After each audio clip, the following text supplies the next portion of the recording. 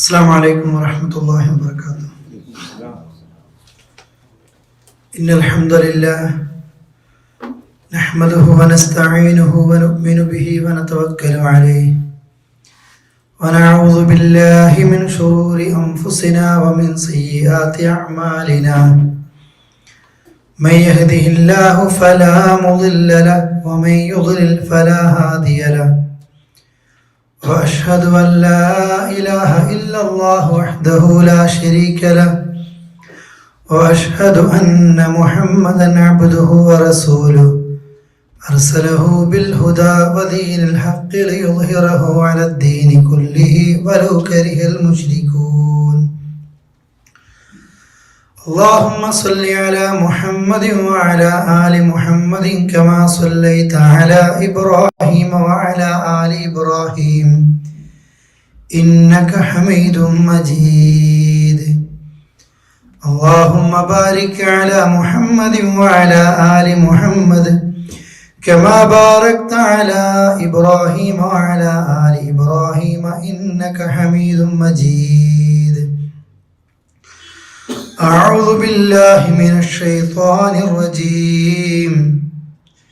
بسم الله الرحمن الرحيم.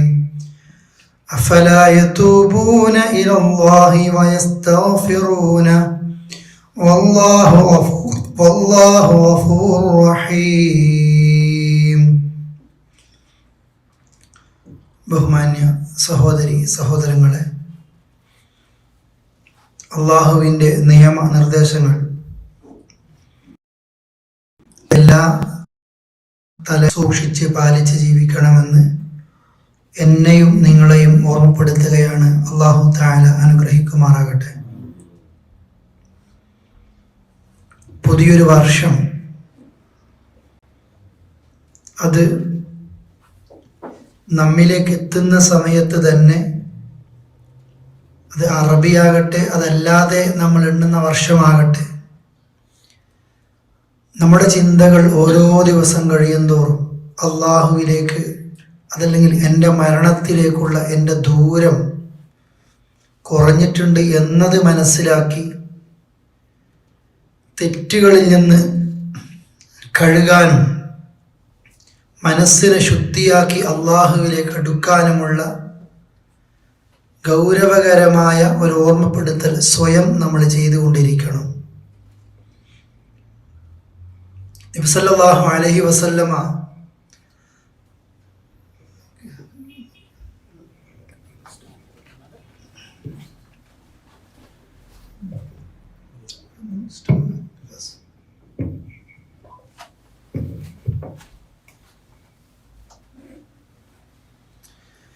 നബി സല്ലല്ലാഹു അലൈഹി വസല്ലം അബ്ദുല്ലാഹി ഇബ്നു ഉമറിനോട് പറയുന്നുണ്ട്, നമുക്കത് അറിയുന്നതാണ്, നമ്മൾ കേട്ടതാണ്. ഈ ദുനിയാവിൽ ഒരു വഴിയാത്രക്കാരനെ പോലെ അതല്ലെങ്കിൽ ഒരു വിദേശിയെ പോലെ അങ്ങനെയാണ് നിന്റെ ജീവിതം. എന്നിട്ട് അദ്ദേഹം അബ്ദുല്ലാഹി ഇബ്നു ഉമർ കൂട്ടുകാരോട് പറയും, രാവിലെയായാൽ ഫലാ തൻതളിരിൽ മസാ, വൈകുന്നേരം വരെ ഞാൻ ഉണ്ടാകുമെന്ന് നിങ്ങൾ ആരും പ്രതീക്ഷിക്കേണ്ടതില്ല. വഇദാ അംസൈത, നിനക്ക് വൈകുന്നേരമായാൽ ഫലാ തൻതളിരി സ്വബാഹ്, നാളെ നേരം വെളുക്കുമ്പോൾ നിങ്ങൾ ഉണ്ടാകുമെന്ന് കരുതേണ്ടതില്ല. രോഗം വരും മുമ്പ് ആരോഗ്യത്തെ ഉപയോഗപ്പെടുത്തുക.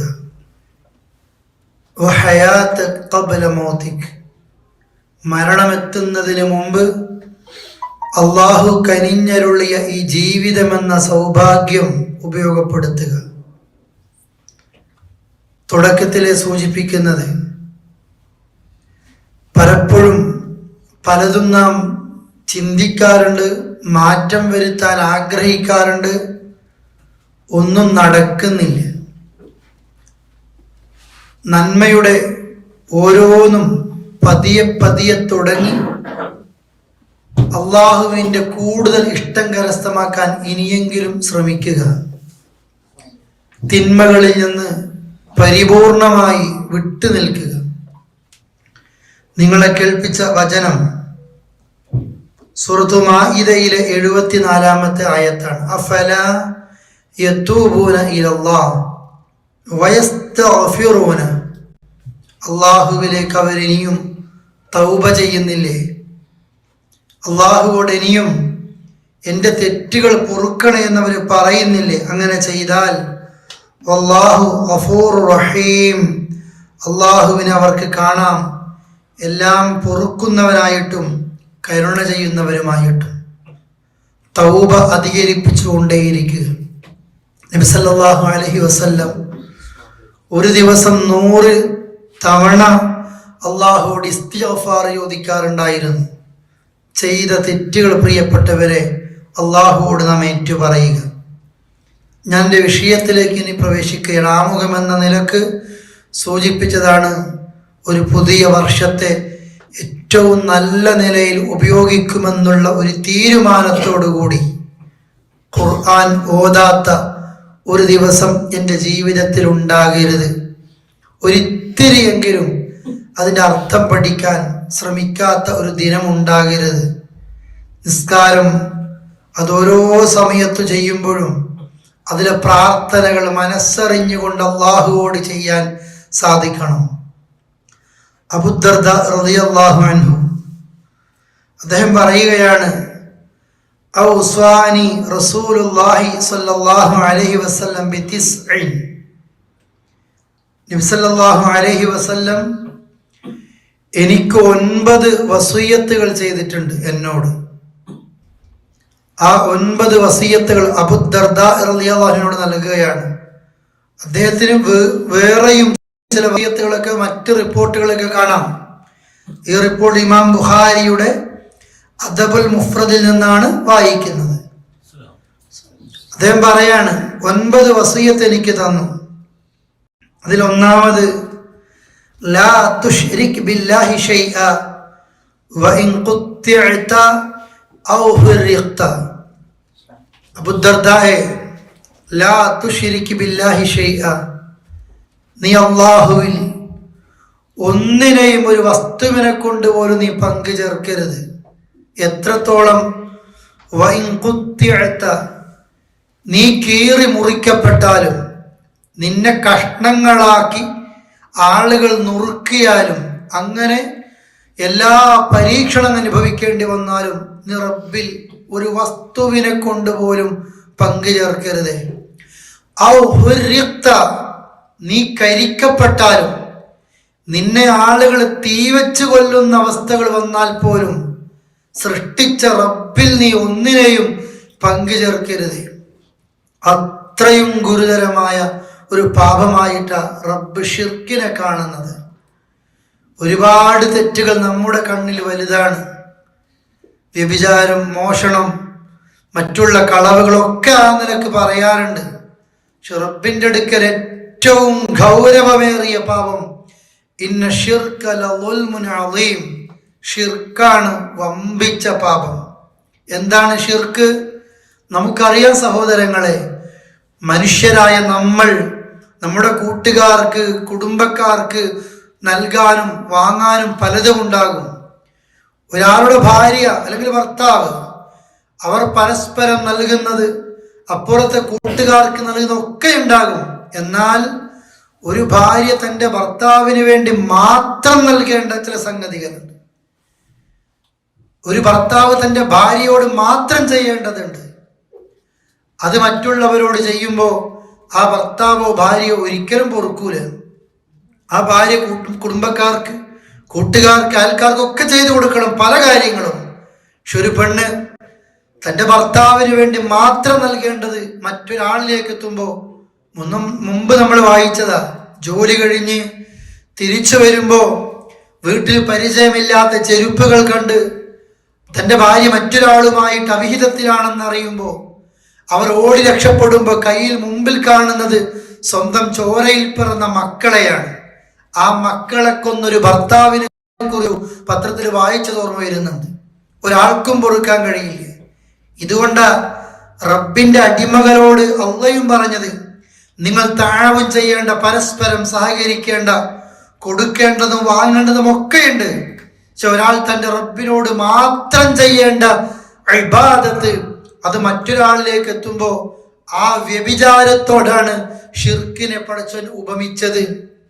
റബ്ബിന് മാത്രം കൊടുക്കേണ്ടത്, റബ്ബിനോട് മാത്രം ചോദിക്കേണ്ടത്, അത് മണ്ണിനടിയിലേക്കും ചുമർ ചിത്രങ്ങളിലേക്കും ആൾ ദൈവങ്ങളിലേക്കും രൂപങ്ങളിലേക്കും ആളുകളൊക്കെ എത്തിപ്പെടുന്ന രംഗമുണ്ട്. ഷിർക്ക് നിന്റെ ജീവിതത്തിൽ സംഭവിച്ചു പോകാൻ പാടില്ല. സഹോദരങ്ങളെ, നമ്മുടെ കുടുംബത്തിലുണ്ട്, നമ്മുടെ മഹല്ലിലുണ്ട്, കൂട്ടുകാരിലൊക്കെ ഉണ്ട്. നേർച്ച റബ്ബിനോട് മാത്രമാണെങ്കിൽ, അതേപോലെ നിസ്കാരം അള്ളാഹ്ക്ക് വേണ്ടി മാത്രമാണെങ്കിൽ, അറിവ് അള്ളാഹ്ക്ക് വേണ്ടി മാത്രമാണെങ്കിൽ, എൻ്റെ തേട്ടവും ഇതാ സഅൽത ഫസ്അലില്ല, നീ എന്തെങ്കിലും ചോദിക്കുന്നുവെങ്കിൽ ആ ചോദ്യം നിന്റെ റബ്ബിനോടായിരിക്കണം. നീ എന്തെങ്കിലും സഹായം തേടുകയാണെങ്കിൽ അള്ളാഹിനോടായിരിക്കണം. ഈ ബോധ്യം നമ്മൾക്ക് എപ്പോഴും വേണം. മരിക്കും വരെ തൗഹീദിൽ ഊന്നി നിൽക്കുന്ന ഒരു ജീവിതം നമ്മൾക്കുണ്ടാകണം. നമ്മളിലും തൗഹീദ് ഉണ്ടെന്ന് പറയുന്നവരിലും ഒരിക്കലും സംഭവിച്ചുകൂടാത്തതാണ് തവക്കുൽ നഷ്ടപ്പെട്ടു പോകുന്നൊരവസ്ഥ. ഞാൻ അങ്ങനെ ചെയ്തിരുന്നുവെങ്കിൽ, അവിടെ പോകാതിരുന്നുവെങ്കിൽ, ലൗ എന്ന ഒരു ബാബ് നിങ്ങൾ തുറക്കരുതെന്ന് റസൂൽ പറയുന്നു, അല്ലേ? അള്ളാഹുവിൻ്റെ തീരുമാനം അതെല്ലാ നിലയിലും ഖൈറായിരിക്കും. പിന്നെയും നമ്മൾക്ക് ശക്ക് തീരുന്നില്ല, അവിടെയാണ് ഇവിടെയാണ്, അങ്ങോട്ടൊന്ന് പോയിരുന്നുവെങ്കിൽ. പറഞ്ഞു പ്രിയപ്പെട്ടവരെ, എത്താൻ പാടില്ല വഴികളിലേക്ക് ആളുകൾ എത്തിക്കൊണ്ടേയിരിക്കുന്നു. ഇന്ന സ്ഥലത്ത് വീട് വെച്ചത് കൊണ്ടാണ്, അത് ഇന്ന പറമ്പിലായത് കൊണ്ടാണ്, ഇന്ന കാര്യം ചെയ്തത് കൊണ്ടാണ്, ഈ ദിവസം തുടങ്ങിയത് കൊണ്ടാണ്. ജാറങ്ങളിലൊന്നും പോകുന്നില്ല എന്ന് പറയുന്നവര് പോലും ചില സമയങ്ങളിലൊക്കെ, അല്ലേ, അത് ആ വെള്ളം മന്ത്രി ചൂതിയിട്ട്, ഈ ചരട് കെട്ടിയിട്ട്, ആ ഏലസ് കെട്ടിയിട്ട്, അതെനിക്ക് മുക്തി കിട്ടിയിട്ടുണ്ട്, അല്ലെങ്കിൽ കിട്ടും, ഇന്ന ആളുകൾക്കൊക്കെ അനുഭവങ്ങൾ ഉണ്ടായിട്ടുണ്ട് എന്ന രീതിയിലൊക്കെ സംസാരിച്ചു തുടങ്ങുന്ന ഒരു കാലമാണ്.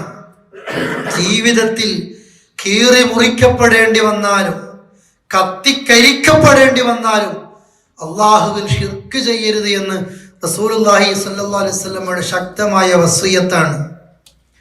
ഭുവാന എന്ന് പറയുന്ന ഒരു സ്ഥലമുണ്ട്. ചില സഹാബികൾ വന്ന് ചോദിച്ചു, റസൂലേ, ഞങ്ങൾ ഒരു മൃഗത്തെ ബലിയെറുക്കാൻ തീരുമാനിക്കുന്നുണ്ട്, ഭുവാനയിൽ വെച്ച് ചെയ്യട്ടെ. ഞങ്ങൾ സാധാരണ ഒരു സ്ഥലമാണ്, നേരെ ചെയ്തോ എന്നല്ല റസൂലുള്ളാഹി പറഞ്ഞത്. അവരോട് ചോദിക്കുന്നു, സഹാബത്തെ, ഭുവാനയിൽ ജാഹിലിയത്തിൽ വിഗ്രഹങ്ങളും ഉണ്ടായിരുന്നോ? ഇല്ല എന്ന് പറഞ്ഞു. അവിടെ വല്ല വിഗ്രഹങ്ങളൊന്നും ഇല്ല എങ്കിലും നേർച്ച മൃഗങ്ങൾ അവിടെ വെച്ച് അറുക്കാറുണ്ടായിരുന്നോ? ജാഹിലിയത്തിൽ അതുമില്ല.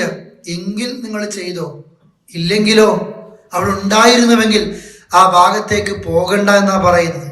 ഷിർക്കിന്റെ ഒരു ഭാഗത്തേക്ക് പോലും നമ്മൾ എത്തരുത്, ആ വഴിയിലേക്ക് പോലും എത്തരുത്.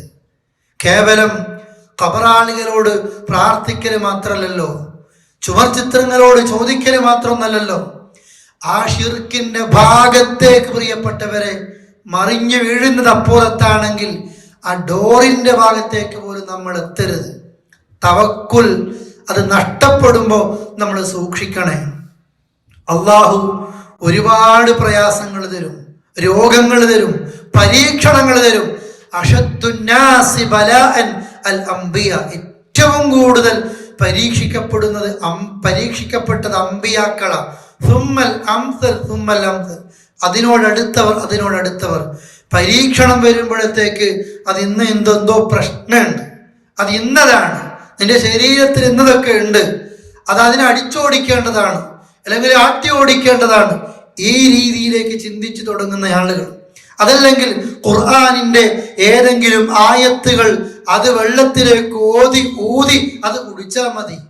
തെളിവുകൾ വേണ്ട സഹോദരങ്ങളെ. അള്ളാഹുവിന്റെ പരീക്ഷണം വരുമ്പോ തവക്കുൽ നഷ്ടപ്പെട്ടു പോകുന്ന ആളുകളാ ഓരോ വഴികൾ തേടിക്കൊണ്ടേയിരിക്കുന്നത്. വിചാരണയില്ലാതെ, അദാബില്ലാതെ അള്ളാഹിന്റെ സ്വർഗത്തിലേക്ക് പോകുന്ന ആളുകളുടെ കൂട്ടത്തിൽ ഒരു ഗുണം അവർക്കുള്ളത്, എന്തും തവക്കുൽ ചെയ്യുന്നവരാ. എന്ത് പരീക്ഷണം വന്നാലും പടച്ചവൻ എനിക്ക് വിധിച്ചതാണ്. ഒരു വസ്തുവിനെ കൊണ്ട് പോലും അള്ളാഹുവിൽ പങ്കുചേർക്കുന്ന ഒരവസ്ഥ നമ്മൾക്ക് ഉണ്ടാകരുത്. നാഥനോടാണ്, നാഥനിലേക്കാണ് കൈ ഉയർത്തേണ്ടത്. റബ്ബാണ് ഉത്തരം നൽകേണ്ടത്. ആ വിശ്വാസത്തിൽ എവിടെയെങ്കിലും ഒരു പുഴുക്കുത്ത് നമ്മൾക്ക് വന്ന് വീണുപോയാൽ സഹോദരങ്ങളെ എത്തിപ്പെടുന്നത് മാരകമായ ശിർക്കിന്റെ പാതയിലായിരിക്കുമെന്ന് ഗൗരവത്തോടെ നാം ഓർക്കുക. രണ്ടാമതായിട്ട് അബൂദർദാ പറയുന്നു, എനിക്ക് തന്ന രണ്ടാമത്തെ വസിയത്ത് വലാ തത്റുകന്ന സ്വലാത്തൽ മക്തൂബത മുതഅമ്മിദ, ഫർദ് നിസ്കാരം ഒരിക്കലും നീ മനഃപൂർവ്വം ഉപേക്ഷിക്കരുത് അബൂദർദാ. വമൻ തറകഹ മുതഅമ്മിദ ബരിഅത് മിൻഹു ദിമ്മ, ഫർദ് നിസ്കാരം ഒഴിവാക്കിയ ഒരാൾ ആ വ്യക്തിയോട് അള്ളാഹുവിൻ്റെ എല്ലാ ഉത്തരവാദിത്വവും അള്ളാഹ് മാറ്റിക്കളയാണ്. അള്ളാഹ് അയാളിൽ നിന്ന് മാറി നിൽക്കും. ഒരിക്കലും അയാൾക്ക് അള്ളാഹിന്റെ പ്രൊട്ടക്ഷൻ ഇല്ല. ഇത്ര ഗൗരവമാണ് നിസ്കാരം. ഭൂരിഭാഗം ആളുകളും നിസ്കരിക്കുന്നില്ല. നിസ്കരിക്കുന്നവർ തന്നെ ഇല്ല കുസാല മടിയന്മാരായിട്ടല്ലാതെ നിസ്കരിക്കുന്നില്ല. അലസമായിട്ട് സമയം തെറ്റിച്ചുകൊണ്ട് അതിൻ്റെ അവസാന ഭാഗത്തേക്ക് അല്ലെ, കോഴി അരിമണികൾ കൊത്തുന്നത് പോലെ, കാക്ക രക്തം കൊത്തുന്നത് പോലെ പെട്ടെന്ന് കൊത്തി കൊത്തി തീർക്കുന്ന രീതിയിലാണ് നിസ്കരിക്കുന്നവർ പോലും ചെയ്യുന്നത്. നമ്മുടെ മക്കളോടും നമ്മുടെ കുടുംബത്തോടും പറയണം, ഫർദ് നിസ്കാരം ഒഴിവാക്കുന്ന ഒരവസ്ഥ ഉണ്ടാകരുത് വീട്ടിൽ, ഫ്ലാറ്റിൽ, റൂമിൽ അല്ലെ. സുബൈ നിസ്കാരമൊക്കെ മിക്കവാറും ഇന്ന് എല്ലാവർക്കും അത് പരിശീലിക്കാനും അല്ലെ ജമാഅത്തിന് പള്ളിയിലേക്ക് പോകാനും ഒക്കെ കഴിയുന്ന ഒരു സമയ.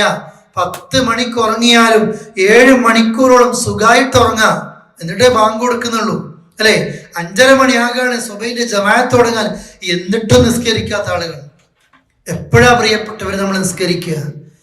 വീട്ടിൽ വന്ന് അസറിന്റെ സമയത്ത് കിടന്നുറങ്ങുന്ന ആളുകൾ, പുരുഷന്മാര് റൂമിൽ വെച്ച് തന്നെ നിസ്കരിക്കുന്ന ആളുകൾ, ബാങ്ക് പള്ളിയിൽ നിന്ന് കേൾക്കുന്നുണ്ട്, നിസ്കാരത്തിലേക്ക് വാ എന്ന് 4-5 പള്ളിയിൽ നിന്ന് കേൾക്കുന്നുണ്ട്, വിജയത്തിലേക്ക് വാ എന്ന് കേൾക്കുന്നുണ്ട്. നീ വിജയത്തിലേക്ക് വാ. അസ്വലാത്തു ഖൈറും മിനൻ നൗം, നിന്റെ ഉറക്കിനേക്കാൾ നിനക്ക് ഉത്തമം നിസ്കാരമാണ്. ഇന്ന് നിസ്കരിക്കാതെ നീ കിടന്നുറങ്ങിയാൽ ഖബറിൽ നിനക്ക് ഉറങ്ങാൻ കഴിയില്ല കേട്ടോ. ഇന്ന് ഉറക്കിൽ നിന്ന് എഴുന്നേറ്റുകൊണ്ട് നീ പള്ളിയിലേക്ക് പോകുമ്പോ ഖബറിൽ സുഖമായിട്ട് നിനക്ക് കിടക്കാൻ പറ്റും. അള്ളാഹ് വിളിക്കുന്നു, ഉത്തരം നമ്മൾ കൊടുക്കുന്നില്ല. ഫഖദ് ബരിഅത് മിൻഹു ദിമ്മ, പിന്നെ എന്തിനാ അള്ളാഹ് അയാളെ നോക്കുന്നത്? നമ്മുടെ വീട്ടിലുണ്ടോ, നമ്മളിലുണ്ടോ? പ്രിയപ്പെട്ടവരെ, നിസ്കാരത്തിന്റെ വിഷയത്തിൽ ഒരു രീതിയിൽ നമുക്കൊരു വിട്ടുവീഴ്ച ഉണ്ടാകരുത്. അത് നമ്മൾ പറയും പ്രായപൂർത്തി എത്തിയാലാണ് കുറ്റവും അതൊക്കെ തുടങ്ങുക എന്നുള്ളത്. എന്നാലും ചെറുപ്പത്തിലെ നിസ്കാരം ശീലിക്കുന്നുണ്ട്. 7 വയസ്സാകുമ്പോൾ കൽപ്പിക്കാൻ പറയുന്നുണ്ട്, 10 വയസ്സാകുമ്പോൾ അടിക്കാൻ വേണ്ടി പറയുന്നുണ്ട്. അപ്പോഴൊന്നും കുറ്റം തുടങ്ങുന്ന പ്രായമായിട്ടില്ല. അതങ്ങനെ നമ്മളെ കൊണ്ട് പ്രാക്ടീസ് ചെയ്യിപ്പിക്കുകയാണ്. എങ്കിലാണ് ഭാരമല്ലാത്ത നിലക്ക് നിസ്കരിക്കാൻ കഴിയാം. മക്കളോടൊക്കെ പറഞ്ഞു കൊടുക്കണം, ആ നിസ്കാരം ഭാരമല്ല. അള്ളാഹിനോട് എന്ത് ചോദിക്കാനും റബ്ബിനോട് എന്ത് പ്രാർത്ഥിക്കാനും, ആ സുജൂദിലൊക്കെ സുന്നത്തിലൊക്കെ ഒറ്റക്ക് നിസ്കരിക്കുമ്പോ നിനക്ക് അറബിയിൽ അറിയില്ലെങ്കിൽ നിന്റെ മനസ്സറിയുന്ന ഭാഷ കൊണ്ട് നീ അള്ളാഹിനോട് പ്രാർത്ഥിക്കുക. ഒരു മനുഷ്യൻ ഏറ്റവും കൂടുതൽ അള്ളാഹിനോട് അടുക്കുന്ന സുജൂദിലാണ്. ആ സുജൂദിൽ നീ പ്രാർത്ഥിക്കുക. എനിക്ക് അങ്ങനെയാണ് നിസ്കാരത്തോട് ഇഷ്ടം ഉണ്ടാകുക. തഹിയ്യാത്തിന്റെ അവസാനത്തിൽ നീ എന്ത് പ്രാർത്ഥിച്ചാലും പഠിച്ചവൻ ഉത്തരം തരുന്ന സമയമാണത്. പ്രാർത്ഥിക്കല്ലാനോട്, നിനക്കറിയുന്ന നിന്റെ മനസ്സുകൊണ്ട് പ്രാർത്ഥിക്കുക. ആ നിലയിൽ പ്രിയപ്പെട്ടവരെ, നിസ്കാരത്തോട് ഒരു ഇഷ്ടം ഉണ്ടാകുക. അത് ഒഴിവാക്കിയാൽ ജീവിതത്തിൽ ഒരു ക്രമം ഉണ്ടാകില്ല. എത്രയോ മണിക്കൂറുകൾ ഫേസ്ബുക്കിനും അതേപോലെ തന്നെ മറ്റുള്ള സോഷ്യൽ മീഡിയക്ക് മുമ്പിലൊക്കെ നമ്മൾ ഇരിക്കാറുണ്ട്. എന്നാൽ അള്ളാഹുവിന്റെ മുമ്പിൽ ഒരു നിസ്കാരം ഒരു 5 മിനിറ്റ് ഇല്ല. അതിനുവേണ്ടി പോലും നമുക്കൊരു മടിയാണെങ്കിൽ സഹോദരങ്ങളെ, അള്ളാഹ് തന്ന ഏത് നിഅമത്താണ് നമുക്ക് ഉപയോഗിക്കാൻ അർഹതയുള്ളത്? പറയണം നമ്മളോടും നമ്മുടെ മക്കളോടും, ആ നിസ്കാരം എന്നത് ഒരിക്കലും ഒഴിച്ചുകൂടാൻ പാടില്ലാത്തതാണ് എന്നുള്ളത്. അള്ളാഹു അത് നിലനിർത്തുന്നവരുടെ കൂട്ടം ഉൾപ്പെടുത്തുമാറാകട്ടെ. ഖലീലുല്ലാഹി ഇബ്രാഹിം നബി പോലും അള്ളാഹിനോട് ചെയ്ത ദുആകളിൽ ഒന്ന്, പഠിച്ചോനെ എന്നെ നീ നിസ്കാരം നിലനിർത്തുന്നവനാക്കണേന്ന. അല്ലേ? എപ്പോഴും നമ്മുടെ ദുആ ഉണ്ടാകണം. എന്നല്ല, ഈ കാണുന്ന ആവേശം നാട്ടിൽ പോയാലുണ്ടാകണം. ചിലരൊക്കെ പറയാറുണ്ട് ഗൾഫിലൊക്കെ നിസ്കാരമൊക്കെ കറക്റ്റാ, നാട്ടിലെത്തിക്കഴിഞ്ഞാൽ അത് വേറൊരു മൂഡിലാണ് ആൾക്കാർ. അങ്ങനല്ലല്ലോ പ്രിയപ്പെട്ടവരെ. പ്രാർത്ഥിക്കുക, എന്നെ നീ നിസ്കാരം നിലനിർത്തുന്നവനാക്കണം. അതിനാണ് പ്രാധാന്യം. നിസ്കരിക്കലല്ല, നിലനിൽക്കാൻ കഴിയണം. ഇബ്രാഹിം നബി ഒന്നുകൂടി പ്രാർത്ഥിച്ചു, എന്റെ മക്കളെയും നീ അങ്ങനെ ആക്കണേ. നമ്മൾ ആരും ഇത് ചെയ്യൂല, മക്കൾക്ക് വേണ്ടി ദുആ ചെയ്യൂല. എന്നിട്ട് മക്കൾ നിസ്കരിക്കണില്ല എന്ന് പറയും. മക്കൾക്ക് വേണ്ടി, കുടുംബത്തിന് വേണ്ടി എപ്പോഴും പ്രാർത്ഥിക്കും. വിശിഷ്യ ഞാൻ ഒന്നുകൂടി സൂചിപ്പിക്കാണ്, സുബഹിന്റെ ജമാഅത്ത് അത് കൃത്യമാക്കണം. ഒരുത്തൻ സുബഹി ജമാഅത്തിന്റെ കൂടെ നിസ്കരിക്കുകയാണെങ്കിൽ രാത്രി മുഴുവൻ നിസ്കരിച്ചവന്റെ പോലെയാണ്. രാത്രി ഒരാള് ഉറങ്ങാതെ നിസ്കരിച്ച അത്ര കൂലി കിട്ടും, അത്രയും കൂലിയുണ്ട് സുബഹി നിസ്കരിച്ചു കഴിഞ്ഞാൽ, അല്ലെ? ഇശയാണെങ്കിൽ രാത്രിയുടെ പകുതിയോളം നിസ്കരിച്ചതിന്റെ കൂലിയാണ്. ഉറങ്ങുകയാണെങ്കിൽ, നിസ്കരിക്കാതെ ഉറങ്ങുന്ന ആളുകൾക്ക് ഖബറിൽ ഖിയാമത്ത് നാൾ വരെ അവനെ ചെരിച്ചു കിടത്തി ശക്തമായ നിലക്ക് കല്ലുകൊണ്ട് ഏറുകിട്ടി തല പൊട്ടിച്ചതഞ്ഞു പോകും. ഒന്നോ രണ്ടോ തവണയല്ല, ഖിയാമത്ത് നാൾ വരെ ഈ ശിക്ഷ കിട്ടുന്ന രണ്ട് വിഭാഗം. ഒന്ന് നിസ്കരിക്കാതെ കിടന്നുറങ്ങിയ വ്യക്തികളാണ്. രണ്ട് അള്ളാഹു ഖുർആൻ കൊടുത്തിട്ട് ആ ഖുർആൻ ഓതാതെ പഠിക്കാതെ ആ ഖുർആനെ അവഗണിച്ച ആളുകളാണ്. അള്ളാഹു നമ്മെ കാക്കുമാറാകട്ടെ. ഈ രണ്ട് ശിക്ഷകൾ ഇവർക്കുള്ളതാണ്. പരലോകത്ത് അതേപോലെ മറ്റുള്ള ഭീകരമായ സഖർ എന്ന് പറയുന്ന ശിക്ഷ വേറെയുമുണ്ട്. മൂന്നാമത് അബൂദർദാ റളിയല്ലാഹു അൻഹു പറയുന്നു, എനിക്ക് അല്ലാഹുവിന്റെ റസൂൽ എന്ന മറ്റൊരു വസിയത്ത്, വലാ തശ്റബന്നൽ ഖംറ ഫഇന്നഹാ മിഫ്താഹു കുല്ലി ഷൈ. അബൂദർദാ, നീ ഒരിക്കലും നീ മദ്യം നുകരരുത്. എല്ലാ തിന്മകളുടെയും മിഫ്താഹാണ് കള്ള്. ഖംർ എന്ന അറബിയിൽ കള്ളിനെ കുറിച്ച് പറയാം. ഖംർ എന്ന വാക്കിന്റെ അർത്ഥം തന്നെ ബുദ്ധിയെ മാറ്റിമറിക്കുക എന്നുള്ളതാണ്. സ്ത്രീകൾ ധരിക്കുന്ന മുഖമക്കനക്ക് ഹിമാർ എന്ന് ഉപയോഗിക്കാറില്ല, അല്ലെ? ആ മറയുന്നത് കൊണ്ട് അവന്റെ ബുദ്ധിയെ മറപ്പിച്ച് കളയാണ്. എല്ലാ തെണ്ടിത്തരങ്ങൾക്കും എല്ലാ തോന്നിവാസങ്ങൾക്കും ഒരാളെ പ്രേരിപ്പിക്കാൻ ആദ്യം നൽകുന്നതും മദ്യം തന്നെയാണ്. ഒരു നേരെ നോക്കിയിട്ട് എങ്ങനെ വെട്ടാൻ പറ്റും, കുത്താൻ പറ്റും, കൊല്ലാൻ പറ്റും, തല്ലാൻ പറ്റും. പക്ഷേ മദ്യവും മയക്കുമരുന്നും കൊടുത്ത് മറ്റൊരവസ്ഥയിലേക്ക് അവനെ എത്തിച്ച്, ഇന്ന് അത് വേണോ വേണ്ട വേറെ വിഷയമാണ്, അതില്ലാതെ തന്നെ ചെയ്യുന്നു. പ്രിയപ്പെട്ടവരെ, അമ്മയെ മറന്ന്, ഉമ്മയെ മറന്ന്, കുടുംബത്തെ, കൂട്ടുകാരെ മറന്ന് ഈ മദ്യത്തിന് വേണ്ടിയും, അതേപോലെ തന്നെ ഈ ലഹരി വസ്തുക്കൾ ഏതും കേവലം മദ്യമല്ല ഉദ്ദേശിക്കുന്നത്, അല്ലെ? കുല്ലു മുസ്കിരിൻ ഹറാം, കുല്ലു മുസ്കിരിൻ ഖംറുൻ. ലഹരി ഉണ്ടാക്കുന്ന എല്ലാം മദ്യം തന്നെയാണ്, അത് ഹറാമും തന്നെയാണ്. ആ മദ്യം കുടിക്കല് മാത്രമല്ല, അത് കുടിപ്പിക്കലും, അത് വിളമ്പലും, അത് വഹിച്ചു കൊണ്ടുപോകലും, ആ സദസ്സിലിരിക്കലും എല്ലാം തെറ്റാ. അല്ലെ? ചിലർക്ക് കുടിക്കൂല. നാട്ടിൽ സ്ഥലം ഒന്ന് സ്വന്തം പേരിലാക്കാൻ കുറച്ച് തടസ്സമുണ്ട്. തടസ്സം നീക്കാൻ ഡ്യൂട്ടി ഫ്രീന്ന് വാങ്ങിക്കൊടുക്കണം, അല്ലെ? ചില രേഖകൾ ശരിയാക്കാൻ മീറ്റിംഗ് സൗദി അറേബ്യയിലെ സ്ഥലം പോരാ, ബഹ്റൈനിലായിരിക്കണം. എന്തിനാ? എങ്കിലാണ് അവന്റെ കമ്പനിയിലേക്ക് എൻ്റെ വസ്തുക്കൾ വിൽക്കാൻ പറ്റൂ. അവനെ കാണണം, അല്ലെ? കുടിപ്പിക്കണം. ഈ രീതിയിൽ പ്രിയപ്പെട്ടവരെ, കള്ള് കുടിക്കാനും കുടിപ്പിക്കാനും എല്ലാ തിന്മകളുടെ താക്കോലാണ് എന്ന് നബി സല്ലല്ലാഹു അലൈഹി വസല്ലം പറഞ്ഞ വിഷയം മുസ്ലിം വീടുകളിലെ കല്യാണ ദിവസങ്ങളിൽ പോലും ഇത് ഉണ്ടാകാണ്, അല്ലെ? കുഞ്ഞ് ജനിച്ചാൽ മുസ്ലിം രക്ഷിതാവും കള്ളു കുടിച്ചാഘോഷിക്കാണ്. അവിടുന്ന് പറയാണ്, എല്ലാ തിന്മകളുടെയും താക്കോലാണ് ഈ മദ്യം. ലഹരിയുമായി ബന്ധപ്പെട്ട എല്ലാ വിഷയങ്ങളിൽ നിന്നും പ്രിയപ്പെട്ടവരെ നമ്മൾക്ക് മാറാൻ കഴിയണം. ഇന്ന് പണ്ഡിതന്മാര് പറയുന്നുണ്ട്, കേവലം ലഹരി എന്ന് പറയുന്നത് മദ്യവും കഞ്ചാവും ഇതൊന്നും മാത്രമല്ല, ഇന്ന് മീഡിയ ഒരു ലഹരി തന്നെയാണ്. നേരം വെളുക്കുമ്പോ മുതൽ നമ്മൾ അടിമയായിട്ട് മാറാണ് മൊബൈലിന്റെ. ആ മൊബൈലിന്റെ തന്നെ ഓരോ ഭാഗങ്ങൾ, ജോലി ചെയ്യുന്നവർ, നന്നായി ജോലി ചെയ്യുന്നവർ, വലിയ വലിയ കമ്പനിയെ നോക്കുന്നവർ, അതിനെ നിയന്ത്രിക്കുന്നവർ, ഇവര് പോലും ഇതിലേക്ക് അടിമയായിട്ട് എല്ലാം നശിക്കുകയാണ്. കുടുംബം തകരുന്നു, നശിക്കുന്നു, കൂട്ടുകെട്ട് തകരുന്നു. അവസാനം തിരിച്ചറിയുമ്പോഴത്തേക്ക് എല്ലാം പൊട്ടി തകർന്ന് കടക്കണിയിൽ വീഴുന്ന ഒരവസ്ഥയിലേക്ക് എത്തുക. അതുകൊണ്ട് ആ ലഹരിയുടെ ഭാഗത്തേക്ക് എത്തരുത് എന്ന് റസൂൽ കരീം സല്ലല്ലാഹു അലൈഹി വസല്ലം പറയുന്നത്. നാലാമത് അവിടുന്ന് പറയുന്നു, അബൂ ദർദായെ വഅത്ഇ വാലിദൈക വഇൻ അമറാക അൻ തഖ്റുജ മിൻ ദുനിയാക ഫഖ്റുജ് ലഹുമാ വഅത്ഇ വാലിദൈക. നിന്റെ ഉമ്മയെ നിന്റെ ഉപ്പയെ നീ എപ്പോഴും അനുസരിക്കണം. എത്രത്തോളം അവര് പറയുന്നു, വൈൻ അമറാഖ്, അവർ കൽപ്പിക്കുകയാണെങ്കിലും, അൻ തഖ്റുജ മിൻ ദുനിയാക, നീ അവർക്ക് വേണ്ടി നീ ഇവിടുന്ന് പോണം അവര് പറഞ്ഞാലും അവർക്ക് വേണ്ടി ഫഖ്റുജ് ലഹുമാ, നീ അവിടുന്ന് പോണം. അതുകൊണ്ടല്ലേ മറ്റൊരു റിപ്പോർട്ട് കാണാം, ഉമ്മ ഉപ്പ പറയാണ്, നീയും നിന്റെ മുതലൊക്കെ എനിക്കുവാണെന്ന് പറഞ്ഞാൽ നീയും നിന്റെ മുതലൊക്കെ അവർക്കുള്ളതാ. അവര് പറയൂല, എന്നാലും മാതാപിതാക്കൾക്ക് അത്ര ബാധ്യത, മാതാപിതാക്കളോട് അത്ര ബാധ്യത നമ്മൾക്കുണ്ട് എന്ന് മനസ്സിലാക്കിയ സഹോദരങ്ങളെ, ഒരു ഉത്ബുദ്ധ സദസ്സിന്റെ മുമ്പിലാണ് ഞാനിത് പറയുന്നത് എന്നൊരു ബോധ്യം എനിക്കുണ്ട്. ഞാൻ ഒരുപാടൊന്നും വിശദീകരിക്കേണ്ടതില്ല. ഉമ്മാനെ നോക്കുന്നതിനെ കുറിച്ച്, ഉപ്പാനെ നോക്കുന്നതിനെ കുറിച്ച് ചില ഞൊണ്ടി ന്യായങ്ങളാ നമ്മളൊക്കെ കാണുന്നത്, അല്ലേ? നമ്മൾ ഇത്രത്തോളമായത് നമ്മെ ഉമ്മ, നമ്മുടെ ബാപ്പ നമ്മളെ വളർത്തിയതിന്റെ പേരിലാണ്.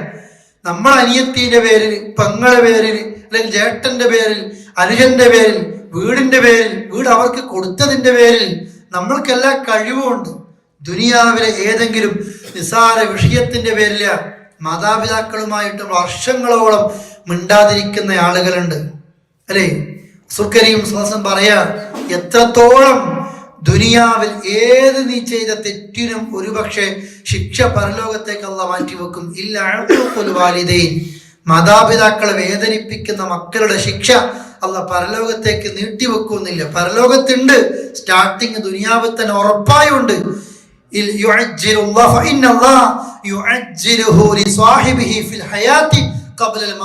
മരിക്കും മുമ്പ് ഈ ദുനിയാവിൽ തന്നെ പടച്ചോൻ തരും. ഉമ്മാനെ ഉപ്പാനെ വേദനിപ്പിച്ച ആളുകൾ, അല്ലേ? മെഡിസിൻ മേടിക്കുമ്പോ നമ്മൾ കണക്ക് പറയും, കഴിഞ്ഞ മാസം ഞാൻ മേടിച്ചതാ, ഈ മാസം നീ മേടിക്ക്. അത് തീർന്നിട്ട് 5-6 ദിവസമായി.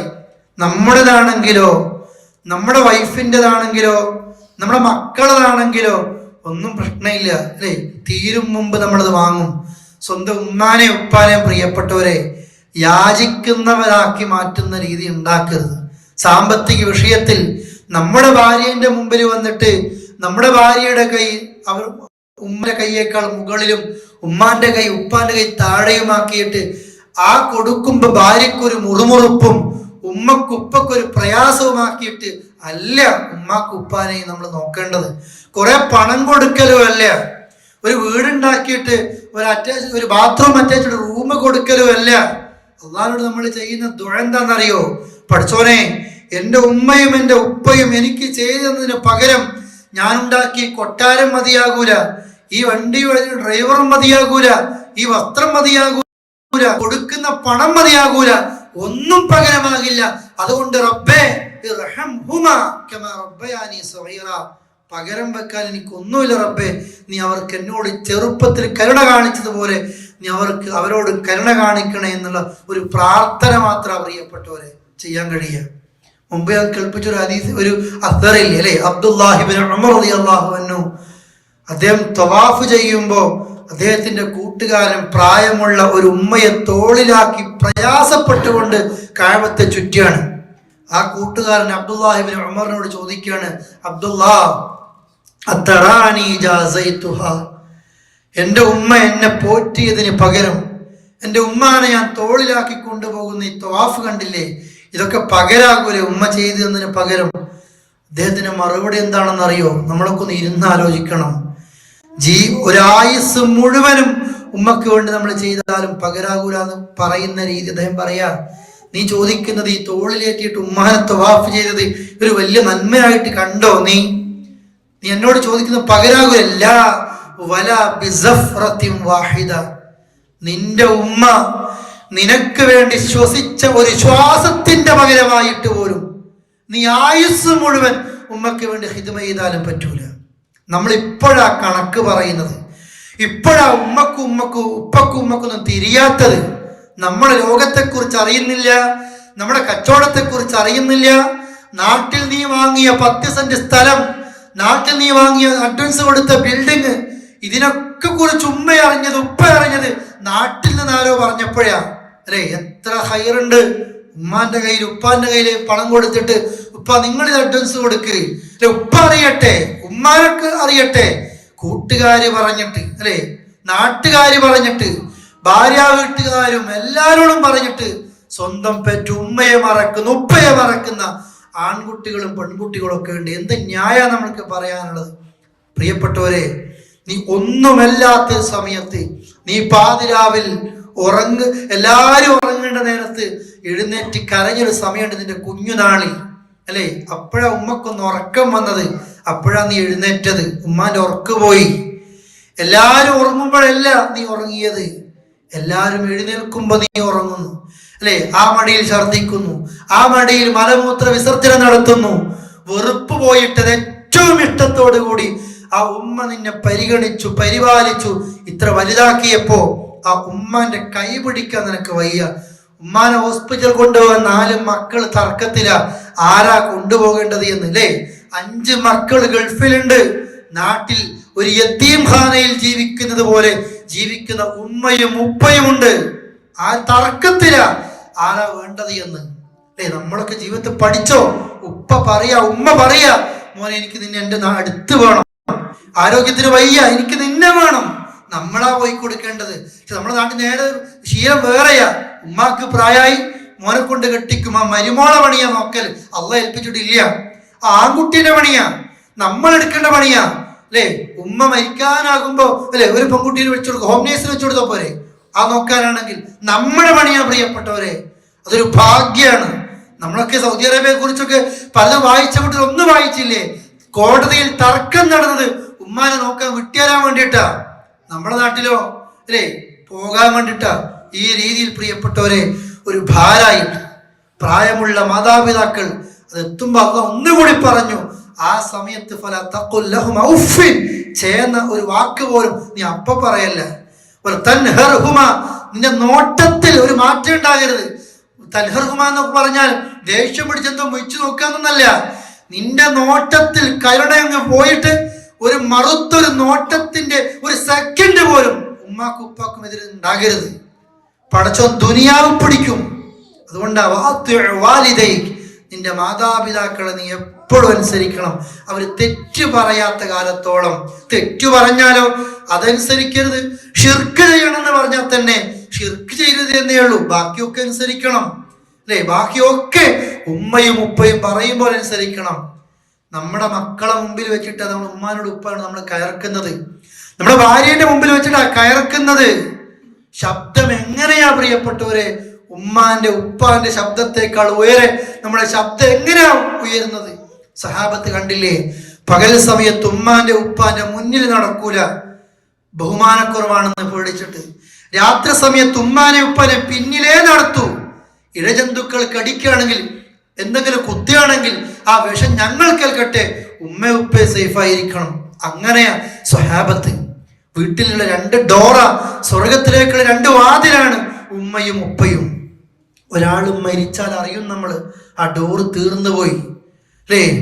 ഉമ്മ ഒന്ന് തളരട്ടെ, ഉപ്പ ഒന്ന് തളരട്ടെ, വീട്ടിൽ നിന്ന് ആ മയ്യത്തങ്ങെടുത്ത് ഒന്ന് പോകേണ്ടി വരുന്നൊരു രംഗം അത് അനുഭവിക്കുമ്പോൾ ഓരോരുത്തരും അത് പറഞ്ഞു കേൾക്കും, നമ്മൾ അറിയലുണ്ട് അല്ലേ.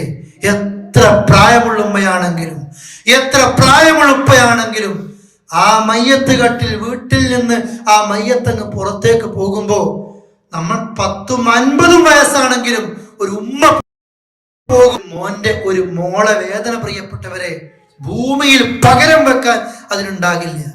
ജീവിച്ചിരിപ്പുണ്ടോ? അവർക്ക് വേണ്ടി പ്രാർത്ഥിച്ചോ, പൊരുത്തപ്പെടിച്ചോ? മരണപ്പെട്ടു പോയതാണോ? അള്ളാഹുവോട് എല്ലാ നേരങ്ങളിലും പ്രാർത്ഥിച്ചോ, ഉമ്മാക്കും ഉപ്പാക്കും നീ പുറത്തു കൊടുക്കണേ, കരുണ കാണിക്കണേ എന്ന്. അങ്ങനെയാണ് അവരോടുള്ള അനുസരണ സഹോദരങ്ങളെ നമ്മൾ കാണിക്കേണ്ടത്. അള്ളാഹു അത്തരം നല്ല മക്കളിൽ നമ്മെ ഉൾപ്പെടുത്തി അനുഗ്രഹിക്കുമാറാകട്ടെ. അതേപോലെ 5ാമതായിട്ട് അദ്ദേഹത്തിന് കൊടുക്കുന്ന വസിയത്ത്, വലാ തനാസഅന്ന വലാത്തൽ അംർ വഇൻ റഅയ്ത അന്നക അൻത. ഒരാത്തനാസാലിന് ഒരിക്കലും എതിര് നിൽക്കരുത്, മാറി നിൽക്കരുത്. ഉമറാക്കളോട്, ഭരണാധികാരികളോട്, നേതൃത്വത്തോട് നിനക്ക് തോന്നാണ് അതിനേക്കാൾ മെച്ചം നീയാണ് എന്ന്. ഒരു രാജ്യം തകരാനുള്ള കാരണം അല്ലേ? ശ്രീലോകത്തെ പണ്ഡിതന്മാരൊക്കെ ഇന്ന് പറയുന്നുണ്ട്, അറബ് വസന്തം എന്ന പേരിലൊക്കെ പറഞ്ഞിട്ട് ഒരു രാജ്യത്തെ ഭരണകർത്താക്കൾക്കെതിരെ സോഷ്യൽ മീഡിയയിലൂടെ യുവാക്കളെ ഒരുമിച്ച് കൂട്ടിയിട്ട് എന്തോ നല്ല വിപ്ലവം നടത്തി എന്നൊക്കെ പേര് പറഞ്ഞ് ശേഷം ആ രാജ്യത്ത് നടക്കുന്ന അധാർമികതകൾ, അരാജകത്വങ്ങളൊക്കെ അനുഭവിക്കുമ്പോൾ ആ നാട്ടിലെ ജനങ്ങൾ വിചാരിച്ചു പോയി ആദ്യത്തെ ഭരണം തന്നെയായിരുന്നു ഏറ്റവും നല്ലത് എന്നുള്ളത്. ഇളക്കി മറിക്കാൻ എല്ലാവരും ഉണ്ടാകും. നല്ലൊരു കുടുംബം, മനുഷ്യരല്ലേ ആ കുടുംബത്തിൽ നേതൃത്വം നൽകുന്നതൊക്കെ ചെറിയ പാകപ്പിഴവുകൾ ഉണ്ടാകുമ്പോഴത്തേക്ക് എതിരാക്കി നിർത്തുന്നു, ഇളക്കി മറിക്കുന്നു. ഒന്നിച്ചു പോയിരുന്ന സംഘടനയായിരിക്കും. മനുഷ്യനാണല്ലോ നേതൃത്വത്തിലും ഒക്കെ ഉണ്ടാകുന്നത്. മനുഷ്യന്റെ പാകപ്പിഴവുകൾ എല്ലാടെയും ഉണ്ടാകും. സുഖാണ് യുവാക്കളെയൊക്കെ ഒരുമിച്ച് കൂട്ടി നേതാക്കൾക്കെതിരെ തിരിക്കാനും. ഇന്നത്തെ സോഷ്യൽ മീഡിയയുടെ ലോകത്ത് ആർക്കും ആരെക്കുറിച്ചും എഴുതാം. പണ്ട് എഴുതുമ്പോ, ഒരു മാഗസിനിൽ എഴുതുമ്പോ എഴുത്ത് അയച്ചു കൊടുക്കണം, എഡിറ്റോറിയൽ ബോർഡ് പരിശോധിക്കണം, എഴുത്തെന്നിട്ടാ ലോകം കാണുക. മലയാളത്തിലൊക്കെ പ്രത്യേകിച്ച് പറയാറുണ്ട്, അറബി മാഗസിനിലൊക്കെ നമ്മുടെ നാട്ടിൽ നിന്ന് പോലും ആരെഴുതിയാലും പെട്ടെന്ന് പബ്ലിഷ് ചെയ്യുമെങ്കിൽ മലയാളത്തിൽ അങ്ങനെയല്ല. എല്ലാവരും എഴുത്തൊന്നും എല്ലാവരുടെയും കൊടുക്കുന്നില്ല. പരിശോധിച്ചാലും അതോടെ മാറ്റിവെക്കും അല്ലേ? എഴുതിയിട്ട് പ്രസിദ്ധീകരിക്കപ്പെടാത്ത എത്ര നോവൽ, എത്ര കഥകൾ, എത്ര ലേഖനങ്ങളുണ്ട് പ്രിയപ്പെട്ടവർ. ഇന്ന് അതല്ല. നീ സേ സംതിങ്, എന്തെങ്കിലും ഒന്ന് പറ, നീ എഴുതുകയാണ് ആരെക്കുറിച്ചും, ഏത് നേതാക്കന്മാരെ കുറിച്ചും. എന്നിട്ട് അനുയായികൾക്ക് ഉമറാക്കളോടും നേതൃത്വത്തോടും പണ്ഡിതന്മാരോടുമുള്ള ആദരവ് സാധാരണക്കാരിൽ നഷ്ടപ്പെട്ടു പോയിട്ട് എന്തും പറയാം. അരാജകത്വം വീണാൽ പ്രിയപ്പെട്ടവരെ, ഒരു സംഘടന അതൊക്കെ പോകുമ്പോൾ, അതൊക്കെ തകരുമ്പോ എഴുതിയ ആളുകൾ അത് മനസ്സിലാകുന്നില്ല. ഞാൻ ഇരിക്കുന്ന മരത്തിന്റെ കൊമ്പ് തന്നെയാണ് ഞാൻ വെട്ടുന്നത് എന്ന്. പരസ്പരം ചളിവാരി എറിഞ്ഞ് സമുദായം അങ്ങോട്ടും ഇങ്ങോട്ടും പറഞ്ഞു. അള്ളാന്റെ ഖുർആൻ പറഞ്ഞില്ലേ, നിങ്ങൾ ഐക്യം തകർക്കരുത്.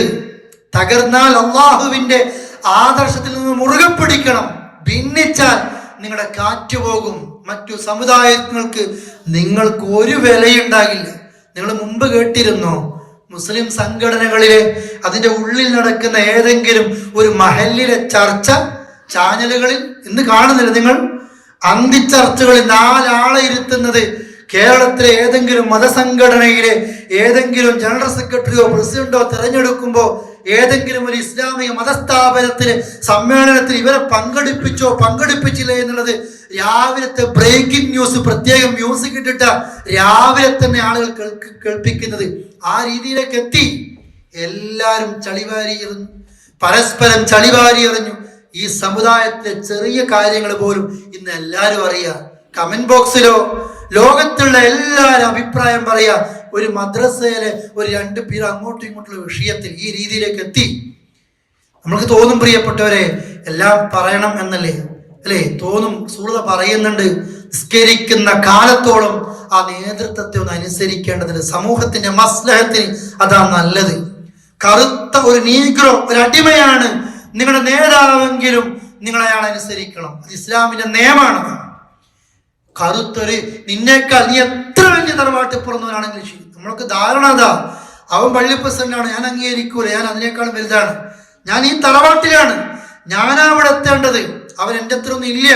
പ്രിയപ്പെട്ടവരെ, ഞാൻ അടിവരയിട്ടുകൊണ്ട് പറയാണ്, നമ്മുടെ മഹല്ലിൽ, നമ്മുടെ ഏത് സംഘടനയിലോ, രാഷ്ട്രീയ, സാമുദായിക, നമ്മുടെ മത, സാംസ്കാരിക, ഏത് നിലയിലാകട്ടെ, ഒരു നേതൃത്വവും അനുയായികളൊക്കെ ഒന്നിച്ചു പോകുമ്പോൾ പലതും നമ്മൾക്ക് തോന്നും. പക്ഷേ അവിടെ നമ്മൾ പുറത്തെറിഞ്ഞിട്ട്, ഒരു മീറ്റിംഗ് ആണെങ്കിൽ ആ മീറ്റിങ്ങിനുള്ളിൽ എല്ലാ അഭിപ്രായവും പറഞ്ഞോ. പക്ഷെ മീറ്റിംഗ് നിന്ന് പുറത്തിറങ്ങി കഴിഞ്ഞാൽ അവിടെ തീരുമാനിക്കപ്പെട്ടൊരു അഭിപ്രായം ഉണ്ടാകും. അതാണ് തവക്കുൽ ചെയ്ത് പുറത്തിറങ്ങേണ്ടത്. ഇല്ലെങ്കിൽ സമുദായത്തിന് നിൽക്കാൻ കഴിയില്ല, സംഘത്തിന് നിൽക്കാൻ കഴിയില്ല, കുഴപ്പങ്ങളായിരിക്കും. ആ ഭരണകർത്താക്കളോടുള്ള ഒരു അനുസരണ പ്രിയപ്പെട്ടവരെ നാം പാലിക്കേണ്ടതുണ്ട്. ജീവിക്കുന്ന ഈ നാട്ടിലും ഏത് നാട്ടിലും പലതും നമ്മൾ കാണാം. പക്ഷേ നമ്മളെല്ലാവരും ഓരോ കുറ്റങ്ങൾ നോക്കിയിട്ട് അതല്ല ചെയ്യേണ്ടത്. ഈ നാട്ടിൽ ദഅവത്ത് നടത്താൻ നമ്മൾക്ക് അൽഹംദുലില്ലാഹ് ഖൈറ് തന്നു, ജീവിക്കാൻ അൽഹംദുലില്ലാഹ് അവസരം തന്നു, സമ്പാദിക്കാൻ അവസരം തന്നു, നിസ്കരിക്കാൻ അവസരം തന്നു. നിന്നോട് പറഞ്ഞു തെറ്റ് ചെയ്യാൻ ഇല്ലല്ലോ. അവിടെയാ നമ്മൾ നിൽക്കേണ്ടത്. ഈ അവസരം തന്നതിന് ഉപയോഗപ്പെടുത്തുന്നുണ്ടോ നമ്മൾ? നമ്മുടെ നാട്ടിൽ ഒരു പള്ളി കാണും പകരം ഇവിടെ 4 പള്ളി കാണും, എന്നിട്ട് പള്ളി കയറുന്നില്ല. നമ്മളാ എന്നിട്ട് ഒരു രാജ്യത്തെ കുറിച്ചൊക്കെ അഭിപ്രായം പറയുന്നത് അല്ലേ? അങ്ങനെയാ സോഷ്യൽ മീഡിയയിൽ നാഥനില്ലാത്ത നിലക്ക് ആളുകൾ ഒരുമിച്ച് കൂട്ടുന്നത്.